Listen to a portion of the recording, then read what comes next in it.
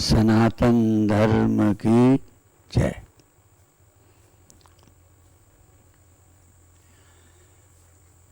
आप सभी साधकों को पता है कि सुबह ध्यान और योग की कक्षा है, शाम को वेदांत की। तो वेदांत के कुछ प्रश्न आए हैं और मुख्य रूप से कर्नाटका के जो हिंदी ठीक से नहीं जानते हैं उपनिषद पढ़ते हैं और उसके अनुसार प्रश्न किया है। और ये बहुत आवश्यक भी है। जो लोग सच्चे हृदय से प्रश्न करते हैं मुझे बहुत ही प्रसन्नता होती है। कई संकोच बस नहीं पूछते। तो पूरा प्रश्न तो याद नहीं, परंतु काय न तत्र चक्षुर्गच्छति, जहाँ आंखें नहीं जाती, क्योंकि आंखें रूप में जाती हैं, आत्मा और ब्रह्म में नहीं जाती। न तत्र चक्षुर्गच्छति, न मनो गच्छति, न मन जाता है वहाँ। फिर उसे कैसे जाना जाए? तो उसी साधक ने ये पूछा है कि इस आत्मा को, इस आत्मा को श्रोतव्यो मंतव्यो निदिध्यासितव्या, इस आत्मा को सुनना चाहिए। तो जब कान नहीं जाते, आंखें नहीं जाती, मन नहीं जाता, तो कैसे सुनेंगे? तो न तत् चक्षुर्गच्छति न वाग्गच्छति न मनो। और फिर यही कह दिया, इस आत्मा को सुनना चाहिए, श्रोतव्यः मंतव्यः निदिध्यासितव्यः। यही बड़ा रहस्य है। इसके लिए थोड़ी सी सावधानी की बात है। मांडुक्य उपनिषद इसको बताता है कि जागृत में जो कुछ हम जानते हैं वो नहीं है। स्वप्न में हम जो जानते हैं वो नहीं है। सुषुप्ति में जो अनुभव करते हैं वो नहीं है। फिर वो कौन है? वो चौथा है। न जागृत है, न स्वप्न है, न सुषुप्ति है, वो एक चौथा है। वो चौथा कौन है? जिसके कारण जागृत जाना गया। जागृत जगना जाना गया, स्वप्न जाने गए, सुषुप्ति जानी गई। उसको शास्त्र की भाषा में विश्व तेजस प्राज्ञ जाने गए। चौथा जाना नहीं गया, चौथे से ये तीन जाने गए। और इसीलिए उपनिषद में एक शब्द आता है, जब इसको जानता है तो तुरीय पदमश्नुते। तुरीय माने चौथा। तीन को तो वो भोगता ही रहता है। जागृत में स्थूल भोगों को भोगता है, स्वप्न में सूक्ष्म भोगों को भोगता है, सुषुप्ति में न सूक्ष्म भोग है न स्थूल है, केवल सीधा आनंद को भोगता है। परंतु चौथे को कहाँ पाएगा? चौथे को कब भोगेगा? तो जो इस आत्मा को जानता है वो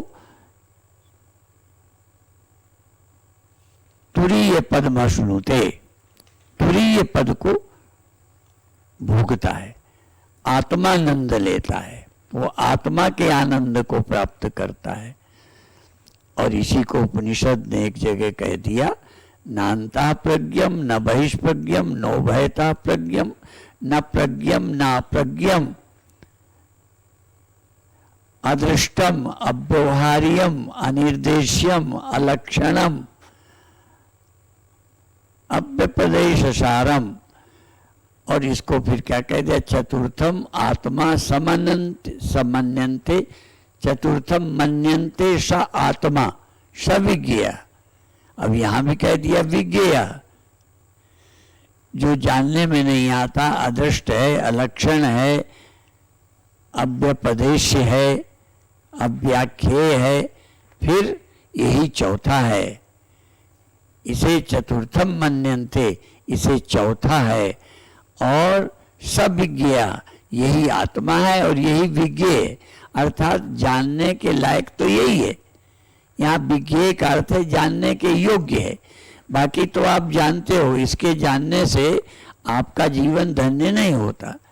इसी तरह से और भी एक जगह कहा, यन मनसा न मनुते एना और मनोमतम, मन से जो मालूम नहीं पड़ता, जैसे तो यन मनसा न मनुते, जो मन से मालूम नहीं पड़ता। फिर यन मनसा न मनुते एन आहु मनोमतम, बल्कि मन जिससे मालूम पड़ता है कि मन है, मन चला गया, मन नहीं लगा, आखिर ये कौन है? अर्थात मन से नहीं जाना जाता, मन ही उससे जाना जाता है। वो बुद्धि से नहीं जाना जाता, बुद्धि को जानता है। गायत्री मंत्र में भी आता है, ओम भूर्भुवः स्वः तत्सवितुर्वरेण्यं भर्गो देवस्य धीमहि धियो यो नः प्रचोदयात्। ये जो हमारी बुद्धि को प्रेरित करता है, जगा देता है, सुला देता है, मन को जगाता है। कौन जगाता है? और मन जग के कहाँ गया, ध्यान में मन नहीं लगा, ये मन जानता है या कोई और? क्यों? जो जाना जाता है उसका जानने वाला उससे कोई और होता है, भिन्न होता है। इसलिए ध्यान रखें, जैसे नेत्र से नेत्र नहीं दिखता, रूप दिखता है, ऐसे ही मन से मन नहीं दिखता, इंद्रियां मालूम पड़ती हैं। और मन से मन मालूम नहीं पड़ता, बुद्धि से मालूम पड़ता है। और बुद्धि से बुद्धि मालूम नहीं पड़ती, आत्मा से, साक्षी से मालूम पड़ता है। इसलिए प्रायः थोड़ी सी सावधानी की जरूरत है। तो जिन्होंने प्रश्न किया है कि आत्मा को एक तरफ जाना नहीं जाता, मन का विषय नहीं है, वाणी का विषय नहीं है। कबीर साहब ने कह दिया, वाणी तो पानी भरे, चारों वेद मंजूर। वाणी तो पानी भरती है, अर्थात वाणी से नहीं प्राप्त होता। और एक जगह गुरुओं ने कहा है, जहाँ बोल ता आखर आवा, जहाँ अबोल ता मन न रहावा। बोल अबोल मध्य है जोई, जस वह है तस लखे न कोई। अर्थात उसको कोई लखता नहीं है, बल्कि यही सावधानी है कि आखिर ये लखा कैसे गया। और कई ने कहा,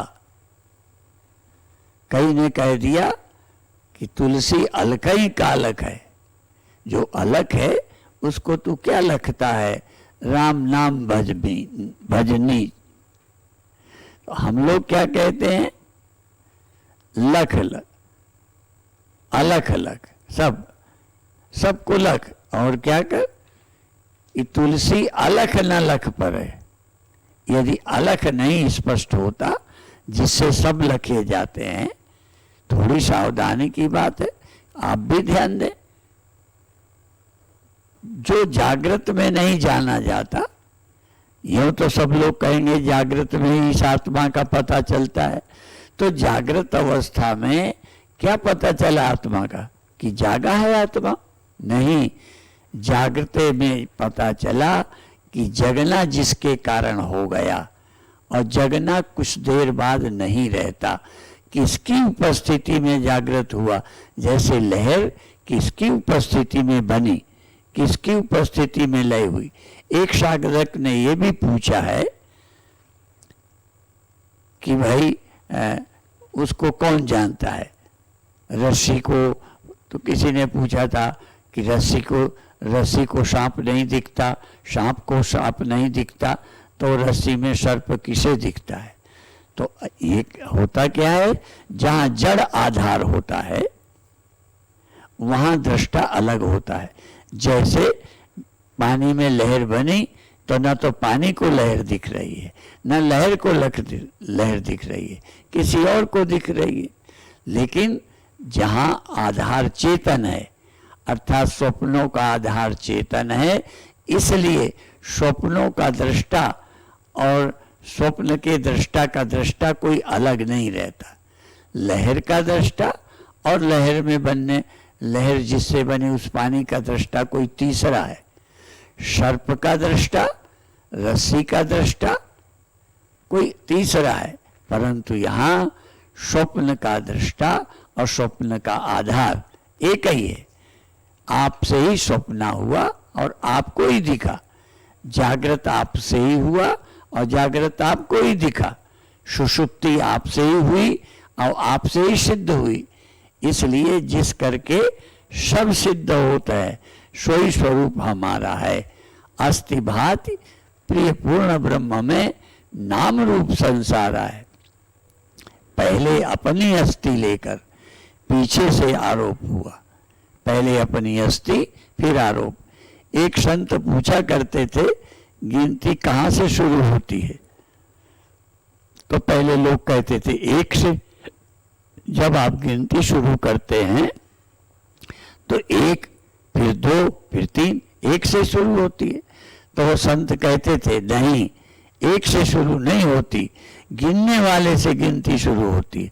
पहले वो है फिर एक, पहले वो है फिर दो, पहले वो है फिर तीन। ऐसे ही जागृत यदि हम एक मान लें, स्वप्न को हम दूसरी मान लें, सुषुप्ति को हम तीसरी, तो ये गिनती कहाँ से हुई? ये एक किससे हुआ? मुझसे। दूसरा किससे हुआ? मुझसे। तीसरा किससे हुआ? मुझसे। तो बिना मेरे न जागृत है, न स्वप्न है, न सुषुप्ति।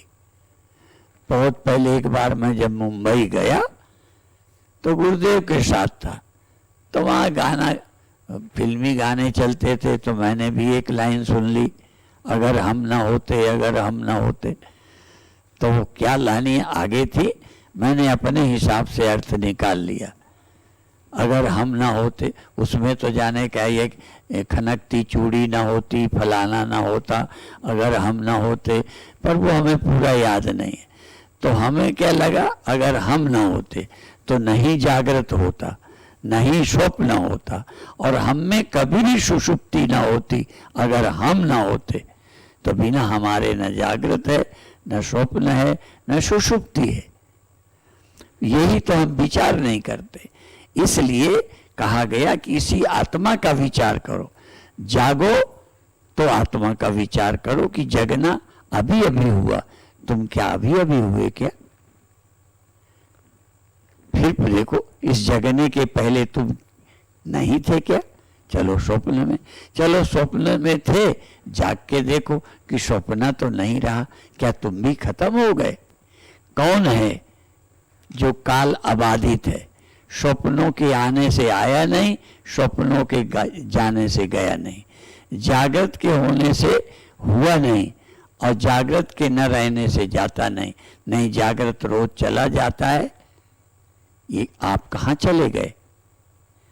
अर्थात जिसका कभी व्यतिरेक नहीं होता, ये उपनिषद के शब्द हैं अन्वय और व्यतिरेक। जिसका व्यतिरेक हो, थोड़ी देर रहे चला जाए, अवस्थाओं का, जागृत का स्वप्न से विरोध है, विपरीत है, व्यतिरेक है। जागृत आएगा तो स्वप्न नहीं रह पाएगा, स्वप्न आएगा तो जागृत नहीं रह पाएगा, पर जागृत स्वप्न आएगा तो सुषुप्ति नहीं रह पाएगी। पर ये बताओ, आपको हटाकर कौन आएगा? आपके बिना जागृत आया जब आप अनुपस्थित थे। आप अनुपस्थित थे तब स्वप्न आया, आप अनुपस्थित थे तब नींद आई। अर्थात आपका व्यतिरेक नहीं है, ये परस्पर व्यतिरेक हैं, ये एक दूसरे के विपरीत हैं। एक आती है तो एक को जाना पड़ता है, लेकिन आपके जाने पर जागृत आया, आपके जाने पर स्वप्न आया, आपके जाने पर नींद आई क्या? अर्थात आप सदा हैं। तो जो सदा है इसी को सत्य कहते हैं, इसी को परमात्मा कहते हैं। परंतु पहले तो इस सत्य को जानो, पर इससे और आवश्यक है कि इस सत्य को व्यापक जानो।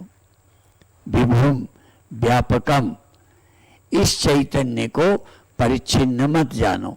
इस साक्षी को जो जागृत स्वप्न सुषुप्ति में रहता है, जाता नहीं, इस साक्षी को अलग अलग नहीं जानो। संसार भर में साक्षी एक है, इसीलिए सर्वधि साक्षीभूतम बोलते हैं, अर्थात इस साक्षी को सर्वत्र रहने वाला है, सब में रहने वाला है और इसी के जानने के लिए श्रद्धा है। मैं साक्षी हूँ ये समझने के लिए तर्क है, युक्ति है, साधना है जो प्रातः बताएंगे।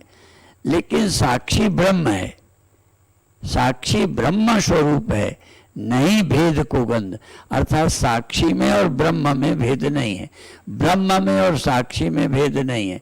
एक बार कहा जाएगा ब्रह्म ही साक्षी है, एक बार कहा जाएगा साक्षी ही ब्रह्म है, अर्थात जो सब जगह ब्रह्म है वही अंतःकरण में साक्षी है, और जो अंतःकरण में साक्षी है यही सब जगह रहने वाला ब्रह्म है। इस सत्य को जानना, ये थोड़ा सुनना भी है और विचार भी करना, इसलिए श्रोतव्यो मंतव्यो निदिध्यासितव्य कहा गया है। ये कर्नाटका से साधक ने पूछा है, हमें बहुत प्रसन्नता हुई है कि यद्यपि वहाँ के लोगों को हिंदी नहीं आती तो भी समझ तो लेते हैं, बोल कम पाते हैं, तो भी उपनिषदों का अध्ययन करते हैं। साउथ में लोग संस्कृत जानते हैं, उपनिषदों का अध्ययन करते हैं।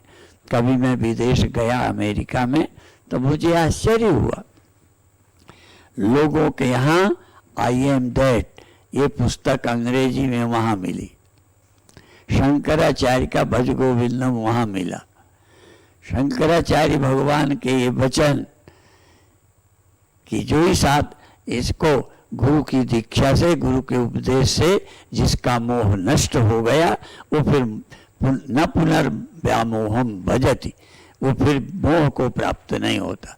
तो विदेशों में भी मैंने उपनिषद देखे और उनको ज़्यादा उत्सुकता है, जहाँ जिस चीज़ का अभाव होता है वहाँ उसके प्रति आकर्षण होता है।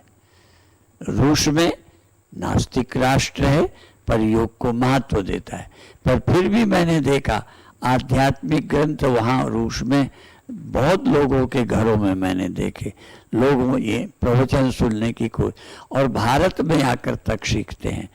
और यहाँ तो कई बार ये है कि जंगल केरी भीलनी चंदन दे जलाए, जंगल की भीलनी चंदन को भी जला देती है, उसकी वैल्यू नहीं रहती।